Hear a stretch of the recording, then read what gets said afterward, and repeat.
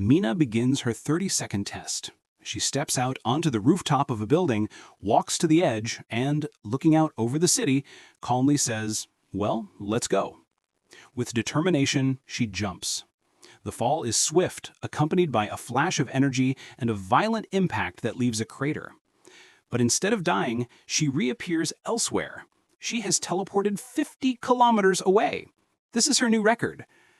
The test is a success, and now she has proof. Her ability to teleport is real. Later, she returns home.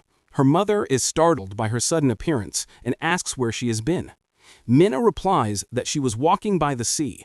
Her mother reminds her to eat and says that on the weekend they must properly honor her father's memory in front of his colleagues.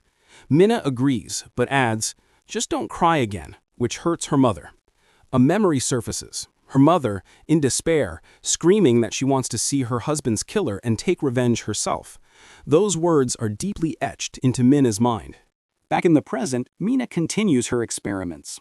She records the parameters of her power. The teleport recharges in 1 to 2 seconds with a maximum of 24 consecutive jumps.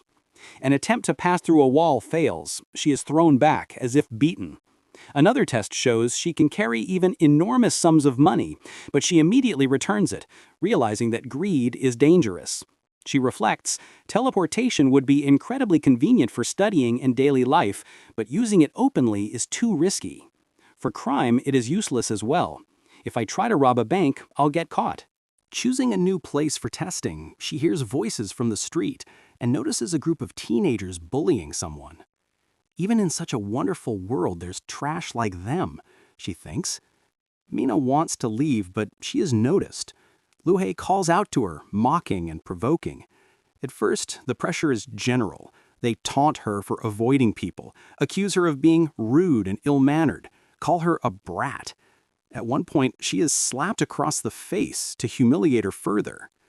Then, the insults strike at the most painful point, her father. They sneer that she has no father, remind her that he was a cop, and even appeared in the news. Mina quietly replies, "Enough." Only after that does the conversation expand. They begin to discuss the circumstances of her father's death, mocking that he died pathetically while trying to stop a bar fight. Their words sound like ridicule of his memory and become yet another reason to torment her. Mina remains silent, holding back her emotions, but the tension inside her builds. At last, she can't endure it any longer. All the jeers and taunts are cut short when Mina shoves Lua and uses her power. In an instant, the bully vanishes and reappears in the ocean.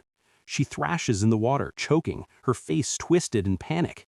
Mina, meanwhile, returns to the school. The others are stunned. They have no idea where Lua has gone. Meanwhile, Lua struggles desperately in the water, calling for help. Mina watches and smiles. The contrast between her calm, satisfied expression and Lua's despair marks a turning point in the story.